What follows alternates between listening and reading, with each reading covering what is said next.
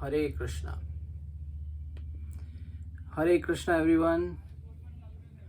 आप सभी को प्रणाम। Thank you very much for joining the session Upadeshamrita. तो पहले थोड़ा कीर्तन करेंगे, उसके बाद हम भगवत गीता पे श्री उपदेशामृत पे चर्चा करेंगे। आई होप आप सभी लोगों को मेरा ऑडियो आ रहा है। मुझे प्लीज़ एक्नॉलेज कीजिए कि आप लोग मुझे सुन पा रहे हैं। Can you please put on your cameras? Thank you very much. Shubham Prabhu, thank you. सभी लोग अपना कैमरा प्लीज़ ऑन कर लें ताकि मैं देख पाऊँ आप सभी लोगों को। Very nice. वाञ्छाकल्पतरुभ्यश्च कृपा सिन्धुभ्येव च पतितनां पावनेभ्यो वैष्णवेभ्यो नमो नमः। सारे भक्तवृंद वैष्णव वृंद की जय। Hare Krishna. Thank you for open your videos. Thank you very much. Nice to see you, Sandeep Prabhu ji. Long time. Very nice. Devna Mata ji, Prashant Prabhu, Nikita Mata ji, Dinanath Prabhu. Please on your video. Sudhanshu Prabhu, Dhanavad Pranam.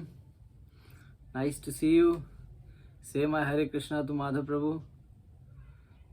Very nice. पहले थोड़ा कीर्तन करेंगे, उसके बाद आज से हम leadership programme Upadeshamrita, जिसको कि श्रील रूप गोस्वामी जी ने हमें इतना सुंदर लीडरशिप प्रोग्राम दिया है, हम उसके बारे में डिस्कशन करेंगे। वील स्टार्ट कीर्तन। नमो विष्णु पदाय कृष्ण पृष्ठाय भूतले श्रीमते भक्ति वेदांतो स्वामिनिति नामिने नमस्ते सरस्वती देवी गौरवाणी प्रचारिणे निर्विशेष शून्यवादी पाश्चाता देशतारिणे। जय श्री कृष्ण चैतन्य प्रभु नित्यानंद श्री अद्वैता गदाधर शिवसादि गौर भक्तवृंदा। हरे कृष्णा कृष्ण कृष्ण हरे हरे, हरे रामा राम राम हरे हरे। हरे कृष्णा कृष्ण कृष्ण हरे हरे, हरे रामा राम राम हरे हरे। हरे कृष्णा कृष्ण कृष्ण हरे हरे, हरे रामा राम राम हरे हरे। हरे कृष्णा कृष्ण कृष्ण हरे हरे, हरे राम राम राम हरे हरे। हरे कृष्णा कृष्ण हरे हरे, हरे राम राम राम हरे हरे। हरे कृष्णा कृष्ण कृष्ण हरे हरे, हरे राम राम राम। जय रुक्मणी द्वारकाधीश, जय रुक्मणी द्वारकाधीश, जय रुक्मणी द्वारकाधीश, जय रुक्मणी द्वारकाधीश। जय जगन्नाथाय बलदेवाय सुभद्रा, जय सुदर्शन, जय गौरानिताय श्रील गौरानिताय जय गौरानिताय। जय प्रभुपाद जय प्रभुपाद। जय गुरुदेव जय गुरुदेव। निताय गौर प्रेमानंदे हरि हरि बोल। नमो विष्णु पदाय कृष्ण पृष्ठाय भूतले श्रीमते भक्ति वेदांत स्वामिनिति नामिने नमस्ते सरस्वती देवे गौरवाणी प्रचारणे निर्विशेष शून्यवादी पाश्चात देशधारणे। जय श्री कृष्ण चैतन्य प्रभु नित्यानंद श्री अद्वैत गदाधर श्रीवासादि गौर भक्तवृंद। ओम ज्ञानतिमिरान्धस्य ज्ञानाञ्जनशलाकयां चक्षुरुन्मीलितं येन तस्मै श्रीगुरुवे नमः। श्रीचैतन्यमनोभीष्टं स्थापितं येन भूतले स्वयं रूपं कदा मह्यं ददान्ति स्वपदान्तिकं वन्देऽहं श्रीगुरुं श्रीयुतः पदकमलं। श्रीगुरुं वैष्णवांश्च श्रीरूपं साग्रजातं सहगण रघुनाथं पितं तं सजीवं साद्वैतं साधुभूतं परिजनं सहितं कृष्ण चैतन्यदेवं श्रीराधा कृष्णपादां सहगण श्रीललिता विशाखानितांश। हे कृष्णा करुणा सिंधु दीनबंधु जगतपते गोपेश गोपिका कांत राधा कांत नमस्तुते। तप्त कांचन गौरांगी राधे वृंदावनेश्वरी वृषभानुसुते देवी प्रणमामि हरिप्रिये। वाञ्छा कल्पतरुभ्यश्च कृपा सिन्धुवैव च पतितनां पावनेभ्यो वैष्णवेभ्यो नमो नमः। जय श्री कृष्ण चैतन्य प्रभु नित्यानंद श्री अद्वैत गदाधर श्रीवासादि गौर भक्तवृंद। हरे कृष्णा कृष्णा कृष्णा हरे हरे, हरे राम राम राम हरे हरे। हरे कृष्णा। तो आज का जो शीर्षक है, आज का जो विषय है, आज से हम उपदेशामृत जिसे कहते हैं NOD, nectar of devotion, nectar of instruction, जो कि शिला रूप गोस्वामी द्वारा हमें मिली है, जो कि हमारे आचार्यों में सबसे श्रेष्ठ हैं शिला रूप गोस्वामी जी। और हम जिस परंपरा में हैं इस्कॉन की, उसको रूपानुगा परंपरा भी कहते हैं। कि रूपानुगा मतलब जो रूप गोस्वामी जी द्वारा, जो चैतन्य महाप्रभु के जो डिसाइपल थे शिला रूप गोस्वामी जी, जिनके द्वारा हम वृंदावन को जानते हैं, उनके द्वारा ही हमें इंस्ट्रक्शंस मिली थी। तो लाइफ में अगर डिवोशन में आगे बढ़ना है, लाइफ में आपको लीडरशिप प्रोग्राम अटेंड करना है या लीडर बनना है, the become a great leader, तो आपको दो बुक्स जो हैं आपको बहुत अच्छा लीडर बना सकती हैं, चाहे वो आप स्पिरिचुअल बैकग्राउंड के हो या मटेरियल बैकग्राउंड में हो। बिकॉज एक बुक है भक्ति रसामृत सिंधु, हाँ, दूसरी बुक है Upadeshamrita, nectar of devotion and nectar of instructions. तो ये दो बुक्स जो हैं हमें लीडरशिप में बहुत अच्छी तरह हेल्प करने वाली हैं। हम आगे जीवन में कभी भी किसी भी पड़ाव में, किसी भी संदर्भ में हो, ये दोनों बुक्स हमें एक अच्छा लीडर बना सकती हैं। तो एक डिवोटी को ये दो बुक्स जरूर पढ़नी चाहिए, nectar of devotion and nectar of instructions. तो जैसा कि आज हम जानते हैं कि नेक्टर ऑफ इंस्ट्रक्शंस आज हम पढ़ेंगे, उसको उपदेशामृत के नाम से जाना जाता है। तो आज हम उपदेशामृत की चर्चा करेंगे। तो उपदेशामृत में बताया गया है कि 6 प्रकार के, there is a 6 types of, हमारे अंदर क्या होती हैं, एनिमीज होते हैं। There is a 6 types of enemies, 6 enemies in within you. तो हमारे अंदर ही 6 प्रकार के ऐसे हमारे अंदर ऐसे दुश्मन हैं जिनको हमें निकाल के बाहर फेंकना होगा। देन हम क्या अच्छे बन पाएंगे, एक अच्छे लीडर बन पाएंगे। The one who wants to become a good leader, ये 6 जो प्रॉब्लम्स हैं इसको सॉल्व करनी होगी। और ये क्या है, ये इनको शास्त्रों में बताया गया है। शिला रूप गोस्वामी बताते हैं ये 6 प्रकार के वेग हैं जो फोर्सफुली, वेग का मतलब है कोई वेग से आ रहा हो और आपकी सारी चीजों को नष्ट करके, it will destroy your everything, हर चीज को नष्ट कर देता है। तो यहाँ स्क्रिप्चर सेज इन 6 वेगा should be controlled by become a great leader, कि हम इन 6 वेगों को अगर रोक लेंगे तो एक अच्छे लीडर बन सकते हैं। तो ये 6 वेग हैं क्या? शिला रूप गोस्वामी जी अपनी पुस्तक उपदेशामृत में बताते हैं ये 6 वेग क्या हैं। तो कहते हैं वाचो वेगम मनसा क्रोध वेगम जीवा वेगम उदरपस्थ वेगम एतान वेगान उदरपस्थ वेगम एदान वेगान विश्यस्ते धीर श्रवणम अपिमाम पृथ्वीम स शिष्यते। तो यहाँ कहने का मतलब है पृथ्वीम शिष्यते, अगर आप पूरी पृथ्वी के बारे में जानते हैं या पूरे यूनिवर्स के बारे में जानते हैं, हर चीज के बारे में जानते हैं, then you will become a good leader. यहाँ पर very good leader becomes a knowledgeable person, कि आप मटेरियल में हो या फिर स्पिरिचुअल बैकग्राउंड के हो, आपको नॉलेज होनी बहुत जरूरी है। किस प्रकार की नॉलेज? होल नॉलेज, कि हर प्रकार की नॉलेज आपको होनी चाहिए। Then you will become a good leader, the one who convince others, कि हम जब किसी को कन्विंस कर सकते हैं तब हम एक अच्छे लीडर बन जाते हैं। मगर किसी को कन्विंस करने से पहले हमें अपने आप को कन्विंस करना होता है, हमें अपने आप को कन्विंस करना होता है। इसमें हमें इन 6 प्रकार की बातों का ध्यान रखना पड़ता है। तो ये क्या है, कहते हैं 6 प्रकार के दुश्मन हैं जो हमारे अंदर ही पाए जाते हैं, इनको हमें समाप्त करना होगा, तब एक अच्छे लीडर बन सकते हैं। तो ये प्रोग्राम है क्या, कहते हैं वाचो वेगम, वाचो वेगम वाणी के वेग को। Sometimes we speak good, sometimes we speak bad. तो कहते हैं when to speak, what to speak and whom to speak, किससे कब कहाँ कैसे वार्तालाप करनी है और क्या बोलना है, ये बड़ा निर्भर करता है। आपकी वाणी से आपके प्रभाव का पता चलता है। कहते हैं if someone wants to work hard but मेहनत करने के बाद भी उसकी वाणी उसके वश में नहीं होती और सारी चीज़ों को समाप्त कर देती है। अब यहाँ भगवत गीता में भगवान कहते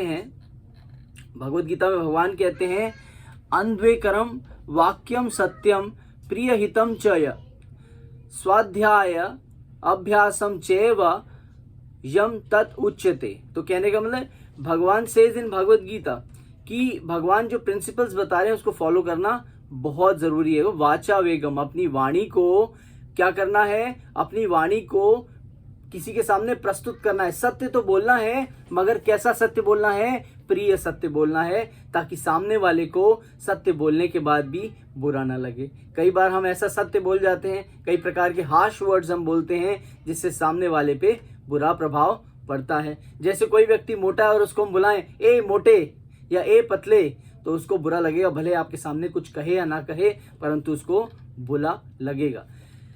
speak respectfully, if you want respect speak respectfully. जैसा आप देते हो वैसे सामने वाला आपसे व्यवहार करता है। तो हमें क्या करना है, अगर आपको रिस्पेक्ट चाहिए सामने से, तो आपको भी दूसरे को रिस्पेक्ट देनी पड़ेगी। Try to speak truth but in a good manner. What to do. अब साधु क्या है, फॉर एग्जाम्पल एक शेर है, वो साधु के पास जाता है क्योंकि शेर एक हिरण के पीछे भाग रहा है और हिरण साधु की कुटिया के पीछे जाके छुप जाता है। और शेर आके साधु से कहता है कि हे महात्मा, मैं तुम्हें तो नहीं खाऊंगा, परंतु तुम्हारी कुटिया के पीछे एक हिरण छुप गया है, कृपया उसका मुझे बताइए कहाँ है वो, मैं उसे खाना चाहता हूँ। तो साधु जो है कभी झूठ नहीं बोलता। तो साधु क्या करेगा, साधु ने क्या किया, साधु ने बहुत ही सुंदर बात की। कहता है जिनको दिखता है वो बोल नहीं सकते और जो बोल सकते हैं उनको दिखता नहीं है, इसलिए मैं आपको कुछ कह नहीं सकता। कहने का मतलब है मेरी आंखें देख तो सकती हैं मगर बोल नहीं सकती, मगर मेरी जबान बोल सकती है मगर देख नहीं सकती, तो मैं आपका समाधान नहीं कर सकता। तो शेर भी जो है कंफ्यूज हो गया और वहां से चला गया। तो एक ये विवेकपूर्ण बुद्धि है जो हमारी वाणी को वश में रखती है, और हम अपने वाणी से क्या प्रभाव डाल रहे हैं सामने वाले पे, वो निर्भर करता है। यहाँ जैसे बताया कि जो देख सकता है वो बोल नहीं सकता और जो बोल सकता है वो देख नहीं सकता। तो ये सत्य है कि आंखें देख नहीं सकती और आंखें बोल नहीं सकती और वाणी हमारी देख नहीं सकती। तो अभी क्या है, हु गिव इंटेलिजेंस, ये बुद्धि कौन देता है हमें, ये बुद्धि हमारे स्क्रिप्चर्स, हमारे शास्त्र देते हैं। सत्यम प्रियम हिताय च व एव च, कि हमें जब किसी से सत्य बोलना है तो प्रेम वश बोलना है। वाचो वेगम, अपनी वाणी पे कंट्रोल करना है। जब बोलना है वजनदार बोलना है। जारे देखो तारे कहो कृष्ण उपदेश, जब जिससे बात करनी है कृष्ण के विषय में करनी है या किसी संबंधित विषय में करनी है, परंतु हमें अन्यथा अपनी वाणी को चलाते नहीं रहना है। यहाँ पर जो है चाणक्य पंडित से सत्यम बुरियात प्रियम बुरियात ना बुरियात अप्रिय सत्यम। तो डोंट से हार्श वर्ड, मतलब सत्यम प्रियात, किसी से सत्य बोलो तो प्रिय पूर्वक अच्छे से बोलो। सत्यम बुरियात प्रिय बुरियात, कि सत्य बोलो मगर प्रेम से बोलो। ना बुरियात असत्यम, कि किसी से अभद्र व्यवहार करते हुए उसको कोई भी सत्य नहीं कहना है। Don't say harsh word to anyone. जैसे कोई व्यक्ति मोटा है तो आप उसको ये नहीं बोलोगे तुम बहुत मोटे हो, तुम उसको क्या बोलोगे कि आप बहुत अच्छे हैं, परंतु अगर थोड़ा सा आपका वजन कम हो जाए तो आप और अच्छे दिखने लगेंगे। तो उसको बहुत अच्छा लगेगा कि ये मेरे हित की बात कर रहा है, ये मेरे प्रिय बात कर रहा है, ताकि मैं अगर थोड़ा पतला हो जाऊंगा तो अच्छा लगूंगा। ये बात सत्य है। मगर हम किसी को बोलते हैं मोटे, तू तो यार बहुत मोटा है, ऐसे कैसे चलेगा, तो उसको बुरा लगेगा। अगर चार लोगों के सामने आप उसको मोटा कहेंगे, उनको क्या कहना है, उनको सिर्फ इतना कहना है कि आप बहुत अच्छे हैं, बहुत सुंदर हैं, अगर थोड़ा सा वजन आपका कम हो जाए तो आप बहुत अच्छे लगेंगे, तो उसको भी अच्छा लगेगा। तो अपनी वाणी पे द वे यू स्पीक वो दूसरे पे प्रभाव डालता है। Only say nicely through with the knowledge of scriptures, कि हमें जो बोलना है अपनी वाणी को शास्त्रों के आधार पे प्रस्तुत करना चाहिए। तो यहां पर क्या है, जैसे एक उदाहरण और आता है कि अगर पत्नी ने प्रसाद बनाया है, अगर लंच बनाया है हमारे लिए या डिनर बनाया है और उसको हम खा रहे हैं और उसमें नमक कम है और हमने उठा के प्लेट फेंक दी कि कितना बेकार खाना बना है, तो क्या है, ये अभद्र व्यवहार है, ये वाणी का व्यवहार है ही नहीं। हमें क्या कहना है कि खाना तो बहुत अच्छा बना है, अगर उसमें थोड़ा नमक और हो जाता तो खाने में स्वाद आ जाता, तो उसको भी अच्छा लगेगा कि मेरे खाने को अच्छा बताया है मगर नमक थोड़ा सा कम है। तो ये आपके व्यवहार पे निर्भर करता है। मगर हम अपने जीवन में क्या करते हैं, हम ग्रस्त जीवन में रहते हैं, हमारी एक्सपेक्टेशन अगर पूरी नहीं होती तो हम बहुत ही गलत व्यवहार से एक दूसरे से व्यवहार करते हैं। You should be speak very nicely and politely to others. बड़े स्वभाव के साथ आपको अपने आप को सामने वाले के सामने प्रस्तुत करना चाहिए। There is 2 ways. पहला वे क्या है, वी रिएक्ट, एंड दूसरा वे क्या है, वी रिस्पॉन्ड। रिएक्शन कैसा होता है, अनकॉन्शियसली हम रिएक्ट करते हैं फॉर आवर डिजायर, मगर हमें क्या करना चाहिए, we should respond with through the knowledge of scriptures. हमें रिस्पॉन्ड करना चाहिए सामने वाले को, इसको व्यवहार कहते हैं। तो रिस्पेक्ट करनी है सामने वाले की, उसको रिस्पॉन्ड करना है, रिस्पॉन्ड बाय द इंटेलिजेंस, कि हमें अपनी बुद्धिमत्ता के साथ अपनी वाणी को बड़े प्रेम के साथ सामने वाले को रिस्पॉन्ड करना है, ना कि इमीडिएटली उसको रिएक्ट करना है विद अनकॉन्शियस वे। करेक्ट। उसके बाद हाउ टू यूज योर वाणी, कि वाणी को प्रयोग में कहाँ लाया जाए, वो बहुत महत्वपूर्ण है। तो बताया जाता है कि स्वाध्याय मीन्स स्क्रिप्चर्स को एटलीस्ट 1 घंटा, 2 घंटा, 5 मिनट, 10 मिनट एटलीस्ट हमें कुछ ना कुछ अपने स्वाध्याय को, मतलब अपने अध्ययन को बढ़ाना चाहिए। हमारी वाणी को अगर कोई कंट्रोल कर सकता है तो भगवान श्री कृष्ण कर सकते हैं। हमारी वाणी में कोई मिठास ला सकता है तो वो भगवान कर सकते हैं। हमारी वाणी में अगर कुछ बदलाव आ सकते हैं, एनी काइंड ऑफ चेंजेस, कोई पॉसिबिलिटी है, तो वो स्क्रिप्चर्स की रीडिंग से हो सकती है। अगर हम स्क्रिप्चर्स थोड़े बहुत भी पढ़ते होंगे तो हम सामने वाले को अपने आप हम उस पर प्रभाव डाल सकते हैं, हमारी वाणी पे बहुत ही ज्यादा प्रभाव पड़ेगा। भगवान कहते हैं ददामि बुद्धि योगम, कि मैं तुम्हें स्पेशल नॉलेज देता हूँ, स्पेशल इंटेलिजेंस देता हूँ कि तुम सामने वाले को अपनी बात प्रदर्शित कर सको, उसको समझा सको, अपनी बात को उसके सामने प्रस्तुत कर सको। उसके ऊपर आपको भगवान क्या करते हैं, स्पेशल आपको मर्सी देते हैं। तो बताते हैं एक बहुत सुंदर बात है, ये कहते हैं जीवा तो लगे भली जब ले श्री राम का नाम, नहीं तो काट फेंक दे भले मुख में हो चाम। कि अगर जीवा है तो उसका नाम किस लिए होना चाहिए, उसका काम होना चाहिए भगवान के नाम को ग्लोरीफाई करना, भगवान की चर्चा करना और कृष्ण भावना भावित रहते हुए अपनी बात को प्रस्तुत करना। और अगर ऐसा नहीं कर सकते तो ये जो हमारे चमड़े की जीवा है इसको काट के फेंक देना चाहिए, ये शास्त्र बताते हैं। There is no use for this tongue. अगर हमारी जीवा अच्छी बातों को नहीं बोल सकती, भगवान का गुणगान नहीं कर सकती, तो ये जीवा हमारी व्यर्थ है।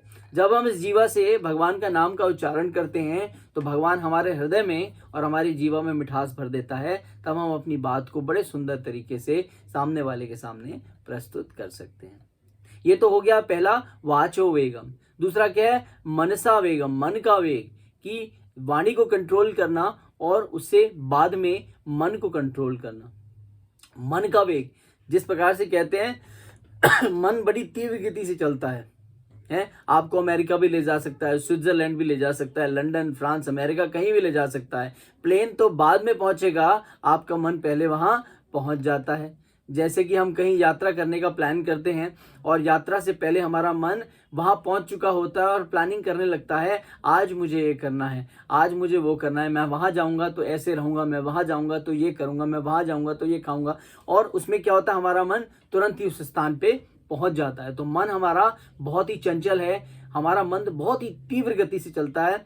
हवा भी इतनी तीव्र गति से नहीं चलती जितना हमारा मन चलता है। मन हमारा किसी भी समय कहीं भी पहुंच जाता है। तो मन को वेग में करना, तो इसको कहते हैं, शास्त्र से अवरोध प्रीति। अवरोध प्रीति का मतलब है कि बहुत गति से चलने वाला। अवरोध प्रीति, कि हम जब चल रहे होते हैं, हमारे जीवन में स्पीड ब्रेकर्स आ जाते हैं, अड़चने आ जाती हैं। जब हमारा मन शांति प्रिय रहता है, भगवान की सेवा में लगा रहता है, तो अचानक क्या होता है, हमारे जीवन में हमारा मन कहीं और चल देता है। इसको कहते हैं अवरोध प्रीति, कि हमारे जीवन अच्छा खासा चल रहा है, भक्ति में उन्नति कर रहे हैं, परंतु हमारे जीवन में कोई ना कोई लालसा, कोई ना कोई लालच आ जाता है और मन हमारा उस चीज में अटैच हो जाता है। इसको कहते हैं अवरोध प्रीति। जीवन अच्छा खासा चल रहा है, मगर बीच में कहीं ना कहीं हम भक्ति से अलग हो जाते हैं, या जीवन हमारा कहीं ना कहीं अटैचमेंट हो जाता है और हमारा कार्य खराब हो जाता है। तो कहते हैं इन कर्म कांड, जो लोग कर्म कांड करते हैं वो लोग क्या करते हैं, कर्म कांड करते हुए अपनी इच्छाओं की पूर्ति के लिए कार्य करते हैं, उसको कहते हैं कर्मकांडी। कर्मकांडी अपनी इच्छाओं को पूरा करने के लिए सारे कार्य करते हैं, देवी देवताओं को प्रसन्न करते हैं, और उनका कहते हैं अवरोध प्रीति, कि भक्ति करने की जगह वो अपनी इच्छाओं, अपनी लालसा, अपनी लालच को पूरा करने के लिए नाना प्रकार के कार्य करने लगते हैं। कहते हैं कि यह अवरोध क्या है, कर्मकांडी अवरोध है, कि हम अपनी इच्छा के लिए, अपने लालच के लिए देवी देवताओं की पूजा करते हैं, इसको अवरोध कहते हैं। लालच, भोग विलास करना, ये सारे अवरोध। और क्या है, अपनी जैसे कहते हैं ना कि भगवान, हम देवी गॉडेस जो हैं, दुर्गा माता कहते हैं माँ मुरादे कर दे हलवा बांटूंगी, और अगर ना मुरादे पूरी नहीं होती हैं तो हलवा नहीं बांटूंगी। इसको डिजायर कहते हैं। Wants to be a desirable, जो डिजायर में रहता है वो कभी जीवन में सक्सेसफुल नहीं रह सकता। संतोष व्यक्ति ही अपने जीवन में सक्सेस कर सकता है। तो अगर अपने आप को ऐसे चेंज करना है, अगर अपने आप को सेटिस्फाई रखना है, ऐसा नहीं है आपको प्रयास नहीं करना, अपने जीवन में आप लगातार प्लानिंग करते रहिए, और प्लानिंग करने के बाद उस प्लानिंग से अटैचमेंट मत रखिए। डू योर 100%, और अपना 100% पोटेंशियल दीजिए। उसके रिजल्ट्स देने ना देने भगवान के कार्य हैं। तो हमें क्या करना है, हमें सिर्फ अपने कार्यों को पूरा करना है। तो क्या कहते हैं तीसरा है मायावाद दर्शन। अभी क्या है, हमने पहला देखा कि हमें अवरोध प्रीति नहीं करनी है, हमें क्या करना, अनवांटेड डिजायर, जो हमारी नाना प्रकार की डिजायर्स हैं उनको हमें पूरा नहीं करना, अपनी डिजायर्स के पीछे नहीं भागना, अपनी नीड्स के पीछे अपनी बैलेंस लाइफ को चलाना है। तीसरा क्या है, मायावाद दर्शन। मायावाद दर्शन का मतलब क्या है कि अपने आप को ही भगवान समझ लेना। I am the one, I am a God, जो भी हमने किया ये हमारे द्वारा हुआ है, हमने कुछ बनाया, हमने कुछ प्राप्त किया, ये घर का मालिक, घर में रहने वालों का मालिक, इस गाड़ी का मालिक, इस संसार में जो जो चीजें, इसका मालिक मैं हूँ। कई लोग कहते हैं मैं ही भगवान हूँ, कई लोग कहते हैं नारायण, नर नारायण है। अगर नर ही नारायण होता तो फिर भगवान की आवश्यकता क्या थी, हम ही स्वयं भगवान बन के घूमते, ठीक है। कई महात्मा होते हैं, उनकी फिलॉसफी यही होती है कि नर ही नारायण है। बताओ, एक स्टेज पे व्यक्ति दूसरे को लेक्चर दे रहा है, कह रहा है नर ही नारायण है। एक नर दूसरे नर को लेक्चर दे रहा है और कह रहे हम नारायण हैं। भूख प्यास सताती है, बीमारी भी आ जाती है। अगर आप भगवान होते तो आपको बीमारी क्यों आती, आपको भूख प्यास क्यों सताती, है ना। तो ये फेक फिलॉसफी है, असली फिलॉसफी तो कुछ और ही है, ये रॉन्ग फिलॉसफी है। तो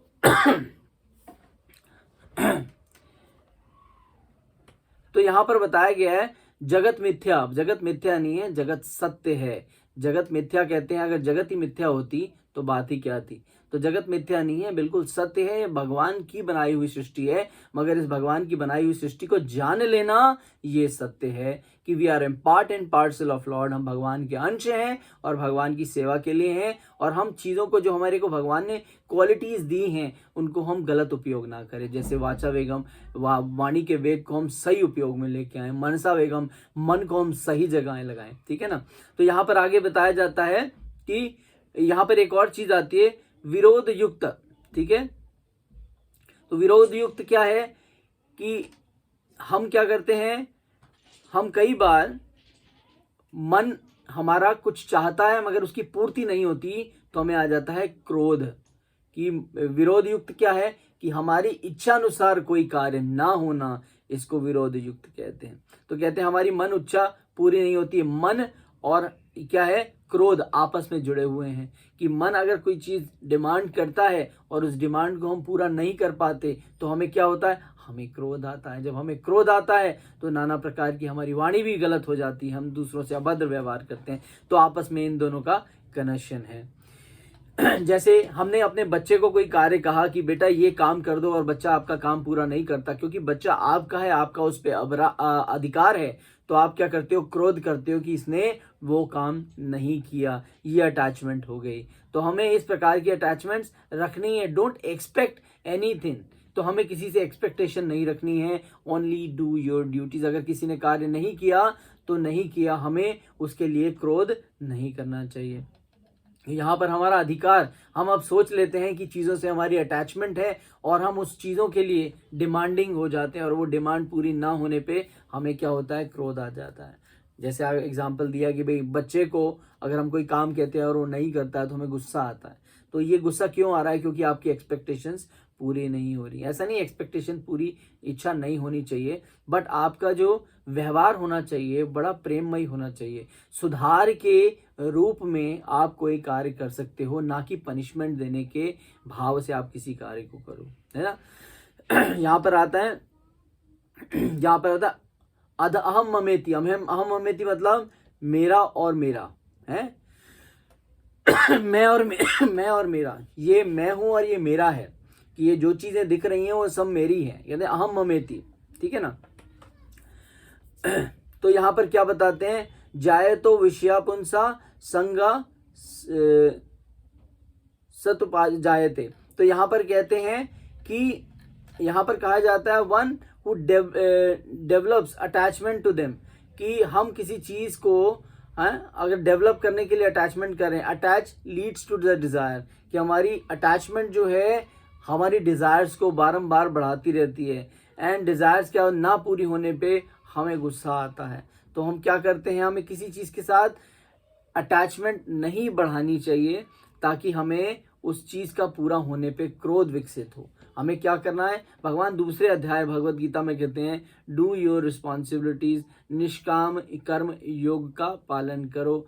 कर्मों पे तुम्हारा कोई अधिकार नहीं है। जो तुम्हें इंस्ट्रक्शंस दी जाती हैं उसको एज इट इज फॉलो करना, और उन रिजल्ट्स को देने का पूरा अधिकार मेरे ऊपर है। तुम उन रिजल्ट्स के अधिकारी नहीं हो। मगर हम कार्य करने के बाद कार्य पे आसक्ति तो रखते ही रखते हैं, मगर उसके रिजल्ट्स नहीं आते तो भी हम परेशान होते हैं, और रिजल्ट्स आ जाते हैं तो हम उससे संतुष्ट नहीं रहते, क्योंकि हम और एंड और मतलब मोर एंड मोर की फिलॉसफी में लगे रहते हैं कि हमें ज़्यादा से ज़्यादा चीज़ें चाहिए। आने के बाद भी हम सेटिस्फाई नहीं रहते, क्योंकि हम उसको अपना मानते हैं, हालांकि वो हमारा अपना है नहीं।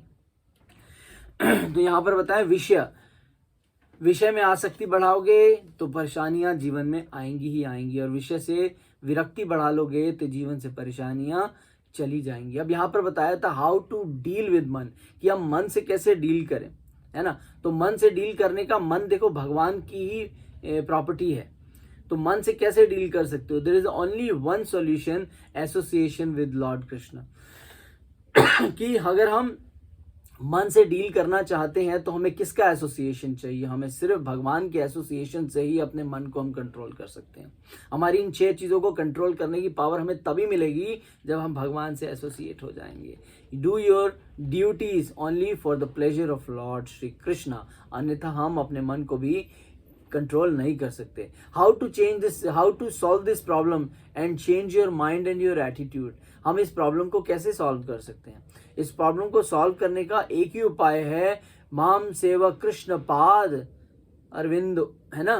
कि भगवान के चरण कमलों की ही सेवा करके हम संतुष्ट रह सकते हैं, अन्यथा हम संतुष्ट नहीं रह सकते। हमारे पास चीजें होती हैं तब भी उसकी चिंता होती है। तो चिंता और चिता में बड़ा डिफरेंस है। दोनों में क्या डिफरेंस है, कि चिंता किसके लिए है, चिंता नहीं करनी चाहिए, है ना। और चिंता क्या है, बिल्कुल चिता के समान है। और क्या करनी चाहिए, हमें चिंतन करना चाहिए, किसका, भगवान श्री कृष्ण का। चिंतन करने से हमें कुछ हासिल नहीं होने वाला, ये भगवान का सेक्टर है, भगवान का काम है चिंता करना। हमारा भक्तों का काम है चिंतन करना, हमेशा भगवान का स्मरण करना। इससे हमें क्या मिलेगा, भगवान हमें एम्पावर करेंगे ताकि हम सारी चीज़ों को बहुत ही अच्छी तरीके से परफॉर्म कर सकें। तो जो व्यक्ति वाणी में कंट्रोल रखता है, दूसरों से अच्छा व्यवहार करता है, दूसरे उसके साथ बहुत अच्छा व्यवहार करते हैं, उसकी वाणी को सुनते हैं, वो एक बहुत अच्छा लीडर बनता है ना। मन का वेग, मन को अगर हम कंट्रोल रखते हैं, अपने हाथ में रखते हैं, उसको सिर्फ उन्हीं विषयों में लगाते हैं जहाँ पे अपनी भक्ति की, अपनी कैरेक्टर की प्रोग्रेस हो, हमारा स्वभाव अच्छा रहे, हम उन चीज़ों में लगाते हैं, तो भगवान हमें एम्पावर करते हैं, है ना। अवरोध विद प्रीति बताया है कि नाना प्रकार की अटैचमेंट्स आती हैं, पूरी ना होने पे हमें गुस्सा आता है, और गुस्सा आने से हमारी वाणी भी खराब हो जाती है। तो यहाँ पर बताया फिर भगवान क्या कहते हैं, भक्तों के लिए भक्ति बताई गई है, चिंतन भक्तों को करना चाहिए, है ना। जिस प्रकार से पिता और बच्चे का संबंध होता है, बच्चे के साथ अगर पिता है तो पिता के साथ रहते हुए बच्चा कभी वरी नहीं करता, कभी भी चिंता नहीं रखता, मगर उसके भरण पोषण के लिए उनके पिता हमेशा चिंता में रहते हैं, उनकी सेवा करते रहते हैं, उनकी डिजायर्स को, उनकी नीड्स को पूरा करते रहते हैं। तो हमें क्या करें, नाउ यू विल बिकम अ बालक बुद्धि, कि हमें अपने जीवन को एक बालक बुद्धि की तरह चलाना चाहिए, कि पूर्ण तरीके से अपने कर्मों को तो करना है, do your duties but totally depend on God, कि अपने आप को पूरी तरह भगवान पे निर्भर रख के कार्य करना है। तो हमारी बुद्धि कैसी होनी चाहिए, हमारी बुद्धि बिल्कुल एक बच्चे के समान होनी चाहिए, जो भगवान को अपने पिता के रूप में देखता हुआ सारे कार्यों को करता है, और किसी प्रकार की चिंता नहीं करता, बस कार्यों को करता जाता है। जैसे बच्चे को एक पुल पार करना है, पुल बहुत नैरो है और नीचे एक नदी जा रही है, और बच्चा अकेला खड़ा है, उस पुल को कभी पार नहीं करेगा, मगर उसके पिता उस पुल पे खड़े होंगे तो दौड़ के उस पुल पे चला जाएगा और पिता का हाथ पकड़ के उस पुल का पार कर जाएगा। क्यों? क्योंकि उसको पूरी तरह से, वो किस पे निर्भर है, पिता सामने दिख रहा है और वो पिता पे निर्भर है कि मैं इस पुल को पार कर सकता हूँ। उसी तरीके से जब हम भगवान को अपने जीवन से निकाल देते हैं, हम ये सोचते हैं भगवान है ही नहीं, भगवान के एग्जिस्टेंस है ही नहीं, तो हम क्या करते हैं, हम चलते जाते हैं और सोचते हैं ये कैसे होगा, कब होगा, क्यों होगा, क्योंकि हम भगवान के एग्जिस्टेंस खो बैठते हैं, हम देख नहीं पाते कि भगवान हमारे साथ है। अगर हम ये बालक बुद्धि अपना लें कि भगवान जो है निरंतर रूप से मेरे साथ चल रहे हैं, मुझे सिर्फ अपने कार्यों को करना है, बाकी संभालने वाले केवल भगवान श्री कृष्ण है, तो हमें क्या करना है, अपनी 100% जो पोटेंशियल है अपने कार्यों को पूरा करना है, बिना किसी डर के। वो व्यक्ति अच्छा लीडर बनता है जो बिना किसी डर के अपनी ड्यूटीज को 100% परफॉर्म करता है, भगवान डेफिनेटली उसमें उसको सक्सेस करते हैं। तो यहाँ पर बताया, तो यहाँ बताते हैं कि इंद्रियाणाम मनश्चस्मि, कि इंद्रियों में भगवान कहते हैं मैं ही इंद्रियां हूं, आपके इंद्रियों को कंट्रोल करने वाला भी मैं ही हूं और मैं ही आपकी इंद्रियां हूं। इंद्रियों को वश में करने का एक ही उपाय है, भगवान की भक्ति, भगवान की सेवा में लगे रहना। भगवान की सेवा में लगे रहोगे, आपकी इंद्रियों को भगवान बहुत ही अच्छे विषय में लगाएगा, भगवान अब सेवा में लगाएगा, एम्पावर करेगा, आपकी क्वालिटीज, आपके रहने के तरीके में, आपके बोलने के, आपके व्यवहार करने के तरीके में भगवान आपको एम्पावर करेगा, और डेफिनेटली आप एक अच्छे लीडर, अच्छे भक्त बन पाएंगे। जैसे भगवान कहते हैं कि मैं तो खुद भगवान भक्तों का दास बन जाता हूँ। भगवान हेल्प करते हैं, कैसे हेल्प करते हैं, अर्जुन की हेल्प की रथ चलाने में, है ना, रथ चलाया भगवान ने अर्जुन का। युधिष्ठिर महाराज ने जब अश्वमेध यज्ञ, राजसूय यज्ञ किया, तो भगवान उसको एसोसिएट कर रहे हैं यज्ञ की तैयारी करने में। वो ये देख रहे हैं कि किसी ने भोजन किया, किसी ने नहीं किया, अगर किसी ने नहीं किया तो उनको खिलाना है। तो भगवान क्या कर रहे हैं, एक सदस्य बन के उस राजसूय यज्ञ में सेवा में लगे हैं। नंद महाराज के जूते भगवान उठा रहे हैं, क्यों? भगवान भक्त की सेवा में लग जाते हैं। यशोदा माता के साथ ओखल में बंध रहे हैं, किस प्रेम से? माँ के प्रेम से, क्योंकि यशोदा माता भक्त रूप में है और भक्त भगवान है, बट फिर भी बच्चे के रूप में भगवान भक्त के साथ सेवा में लगे। तो हमें जो कहते हैं ना, जो हम सेमिनार्स करते हैं, कंट्रोल योर माइंड, ये सेमिनार्स करने से कुछ नहीं होगा। सही सेमिनार तो स्पिरिचुअल सेमिनार है। If you want to control your mind, give your mind to your supreme Lord, he will control your everything, and he is the one who is a manufacturer for everything. तो manufacturing चीज़ों के बारे में ज़्यादा जानता है, हम तो कुछ भी नहीं जानते। तो हमें क्या करना है, अपने पूरे फोकस को क्या करना है, भगवान पे लगाना है, to the services of Lord. Each and every part जो हम देखते हैं अपने जीवन में, प्रकृति में जो कुछ भी हमें दिखता है, ये सब भगवान के द्वारा हमें मिलता है। हमें क्या करना है, इन चीज़ों से बड़े सिस्टमैटिक वे में और बड़े अच्छे वे में डील करना है, deal in a proper way. फिर आगे क्या आता है, थर्ड पार्ट आता है क्रोध। क्रोध वेगम, how to control your anger. हम कहते हैं हमारा गुस्सा कंट्रोल नहीं होता, कई लोगों के साथ ये प्रॉब्लम है। कई लोग फोन करते हैं हमारा गुस्सा कंट्रोल नहीं होता। माय डियर फ्रेंड्स, गुस्सा कंट्रोल होता है, मगर हम अपने आप से ही झूठ बोलते हैं। कैसे झूठ बोलते हैं? अगर हम अपने ऑफिस में जा रहे हैं और ऑफिस में जाने के बाद हम लेट हो जाते हैं और हमारा बॉस अपने केबिन में बुलाता है, केबिन में बुला के खूब धुलाई करता है और आंखों में एक एक बूंद जब तक आंसू की ना टपक जाए तब तक वो सुनाता रहता है, मगर हम ये सब सहन करते रहते हैं और अपने केबिन में आके वापस बैठ जाते हैं और अपनी दिनचर्या में लग जाते हैं। मगर ऐसे ही हम घर पहुंचते हैं और हमारी पत्नी हमारे को थोड़ा सा भी बिना नमक का खाना दे दे या थोड़ा ठंडा खाना दे दे या कोई बात ऐसी कह दे जो आपके हित में ना हो, तो आप क्या तुरंत भड़क उठते हो और उससे लड़ाई करने लगते हो और अपना प्रदर्शन करने लगते हो, अपने गुस्से को प्रदर्शित करते हो। तो हम क्या कर रहे हैं? ऑफिस में हम गुस्सा कंट्रोल कर लेते हैं क्योंकि वहां हमारी हमारा नुकसान होने वाला है। मगर हम यहाँ पर घर पे हमारा रिएक्शन क्या है? वहां हम रिस्पॉन्ड कर रहे हैं, क्यों? हमारा नुकसान होने वाला है और हम यहाँ रिएक्ट कर रहे हैं क्योंकि यहाँ हमारी कोई हानि, कोई नुकसान नहीं होने वाला। तो हम झूठ बोलते हैं। कई लोगों की यही प्रॉब्लम है, सबके क्वेश्चन यही होते हैं, हमें गुस्सा आता है, हमारा गुस्सा कंट्रोल नहीं होता। गुस्सा तो कंट्रोल होता है, मगर आप उसको देख नहीं पाते कहाँ कर रहे हैं और कहाँ नहीं कर रहे हैं। तो गुस्सा कैसे आता है? Don't attach with anything, don't expect. जितनी एक्सपेक्टेशन हमारी बढ़ती जाएंगी उतना गुस्सा भी हमारा बढ़ता जाएगा, है ना। तो हम गुस्सा कैसे रोकें? हमें चीजों से अटैचमेंट नहीं होनी चाहिए। आपके पास चीजें हैं नहीं है, आपकी आपकी क्वालिटी के अनुसार जितना आपके योग्य है भगवान उतना आपको दे देता है, जो आपके योग्य नहीं है भगवान आपको वो नहीं देता। तो कहने का मतलब है जितनी एक्सपेक्टेशंस को हम बढ़ाते जाएंगे उतनी हमारी एक्सपेक्टेशंस बढ़ती जाएंगी, मगर संतुष्टि तो फिर भी हमें नहीं मिलेगी। ये कैसे हो सकता है? Only by the meditation of the lotus feet of supreme Lord. कि हम अपने ध्यान को, अपने मन को, अपनी वाणी को, अपनी इंद्रियों को अगर भगवान में केंद्रित करेंगे और ये जानेंगे कि ये पूरी प्रकृति भगवान द्वारा आई है और इससे व्यवहार करना हमारा क्या है? कर्तव्य है। सही व्यवहार करना हमारा कर्तव्य है। हम चीजों को सही सही रूप से देख पाएंगे, सही सही चीजों को रूप से कंट्रोल कर पाएंगे। क्रोध का रूट कॉज क्या है? ये एंगर का रूट कॉज क्या होता है? एक्सपेक्टेशन। ये रूट कॉज है कि हम जब किसी चीज को प्राप्त नहीं कर पाते तो हमें गुस्सा आता है। यही क्रोध का एक रूट कॉज है, ठीक है ना। तो कहते हैं if you give time to meet someone, किसी को हम समय देते हैं मिलने का और सही समय पर वो नहीं आता तो हमें गुस्सा आ जाता है। But my dear friend, please plan anything but don't attach with your plannings. It's all depend on your God. कि हम कुछ भी करते हैं वो भगवान के द्वारा निर्धारित होता है। हम सिर्फ प्लानिंग कर सकते हैं, उसको परफॉर्म कर सकते हैं, मगर उसको होने वाले जितने भी कार्य होते हैं it's all depend on God.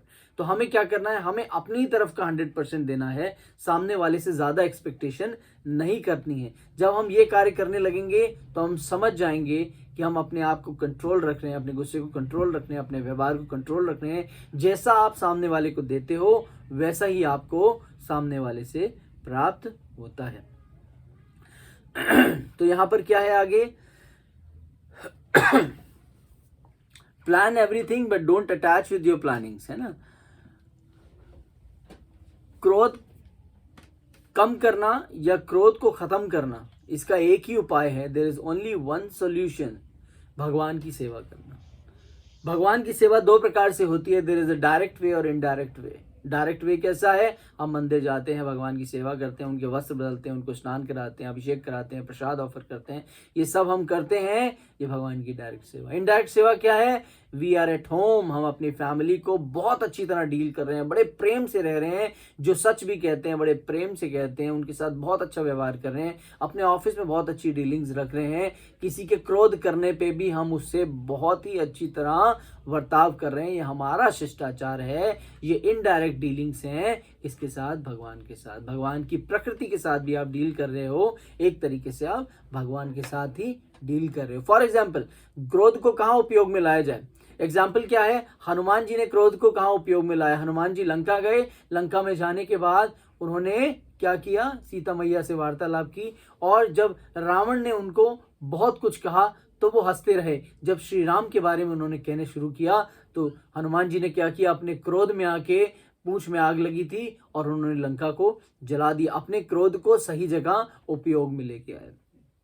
तो क्रोध को कहां पर लेके आओ, आप अपने बच्चों को सुधारने के लिए उन्हें डांट सकते हो प्रेमवश, ये क्रोध का सदुपयोग है। अपने शिष्यों को, अपने स्टूडेंट्स को सुधारने के लिए अगर कोई लेक्चरर गुस्सा करता है तो ये भी एक क्रोध का सदुपयोग है। तो हमें क्या करना है, तो हमें करना है हमें यहाँ पर दूसरों को मोटिवेट करने के लिए या डेवलपमेंट के लिए हम अपने क्रोध को उपयोग में लाएं, नॉट फॉर एक्सप्लॉयटेशन, ठीक है ना। तो हमें क्या करना है, अपने आपका जो एंगर है उसको दूसरों के डेवलपमेंट के लिए यूज करना है, ना कि किसी के एक्सप्लॉयटेशन के लिए हमें यहाँ पर इसको यूज करना है। तो ये हमारे 3 वेग हैं जो हमने आज पढ़े, वाचा वेगम, मनसा वेगम, क्रोध वेगम, उदर वेगम। तो यहीं पर हम इसको आज विराम देंगे। 3 वेगों के बारे में हम आगे इसके बारे में चर्चा करेंगे। अब यहाँ पर किसी का प्रश्न है तो मुझे